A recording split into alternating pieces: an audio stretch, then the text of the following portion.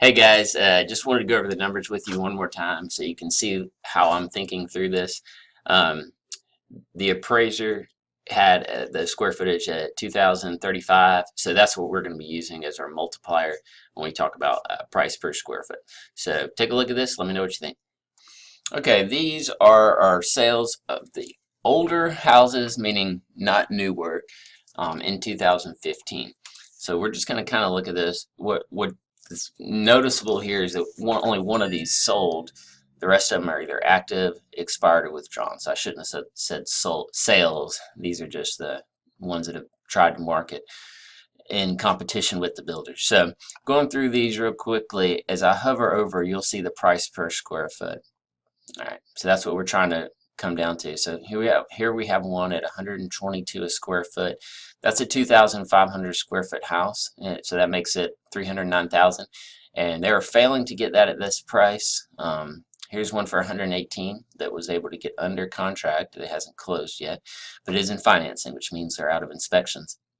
And here's another one for 134 square foot that's definitely not selling here. Um, and keep going. This is the closed comp for 114 a square foot, which kind of brings it down a little bit off of this one. Of course, that one could be at 114 a square foot. We don't know for sure. And then these are listings that have expired. This is basically, if you go back to this 264 that's active now, you'll see that they've continued to expire, trying to get the higher prices. And then these withdrawn ones, you can only speculate why they withdrew, but for the most part, they were overpriced and they had to come off the market. So anyway, we'll go on to look at the next thing, which is basically the smaller houses in the neighborhood. So this is our competitive analysis, just to try to see what we're up against, and that is particularly the builders.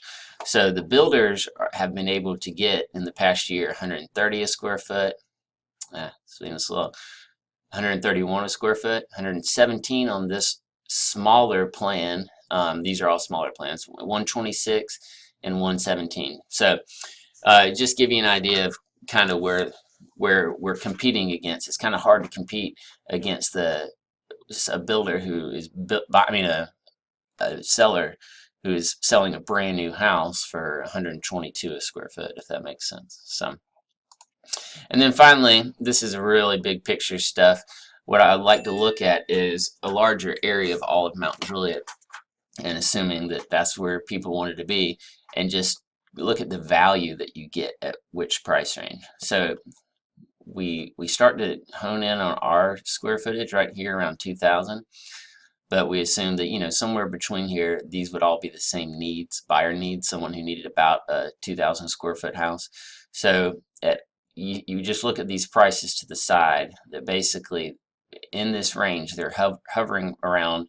Some of them, like Chandler Point, not as desirable. You have one that's really low at 235, but for the most part, the nicer neighborhoods are hovering between about 140 to 160 in there, and most of them, you can see when they're yellow, they're getting the price. So, but then if you go all the way up to here, you can see that they're going up proportionally by the square footage. So the price per square foot stays about the same. That's a little confusing. It's just what I like to do is, if when we get ready to list, if ours is way out of line with this, then we're not going to get any showings because the people who are looking around this price range. So that's more just a check to ourselves.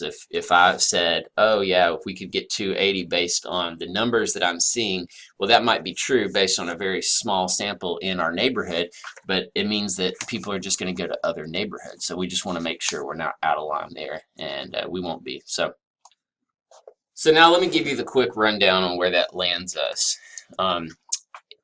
First of all, just going over this real quickly, when we talk about objective factors, these are things that appraisers can look at, and they're ultimately trump any sort of, well, yeah, but I have, a prettier floor or a better countertop. These are the things that are measurable. It's the things that people search by, that appraisers use, and those are the only things I'm using for my final analysis. The other things that can add value for good or for bad, or aesthetic things, busy roads, pools, you get the idea. So when I talk about my reality analysis versus my fantasy analysis, that's where I'm stretching some of the subjective factors that are helping or hurting us. Um, so our closed comps say that your house is worth 117 to 122 a foot. I had to go a little far back for that, but it's confirmed when you see the builder in 2015 selling for the same. So what I did is I found existing sales that were around the square footage that really were too far back to be comps that said, hey, 117 to 122 a foot. And then when I go back to what the builder got this year, it tends to be on the higher end of that 122, but it's right around there. Some are even a little bit lower of the 117. So um, now that would put your house between 238 to 248. So that's what I call the probable sales price. So don't be shocked if it sells for around there. Now I think we're going to do better than that, but I just have to be up front. That's what I was talking about, the objective measurable factors that we're all going to be looking at when selling this house, and the buyers and the appraisers. Now, I do like to look at, what the market looks like now, and without getting outside of what would be a best case appraisal, meaning the appraiser made the right adjustments, he picked the right comparable houses. We have the comparable houses out there for over 122 a square foot in other neighborhoods and in cobblestone, if he'll say comp against a newer house. But what I'm seeing here is that our house, as it is, not competing against new work or anything like that, hasn't sold since 2014. I do think that the market's going to go up a little bit, but with the new work selling for around that, it might not help a whole lot, but it'll get us a little away from the 117 a square foot.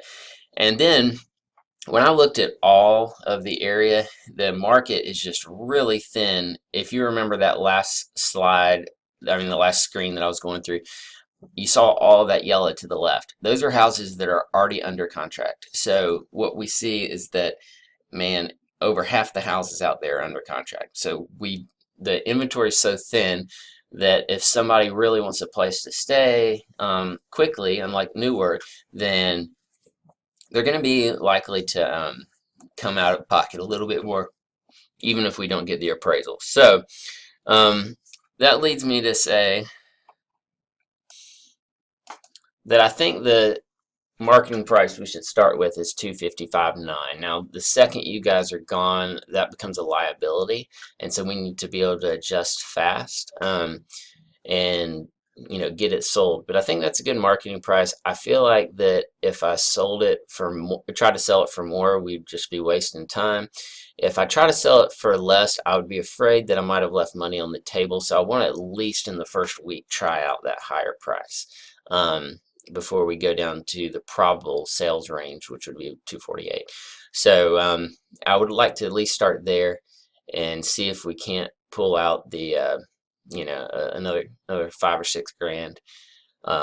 And I would even feel comfortable going up 259, but that would be kind of it. If we went up 259, I think they might negotiate us down, which was fine. But I'm okay either way. But this would be my perfect sales price to come on the market with. Let me know what you guys think, and we'll go from there. Thanks.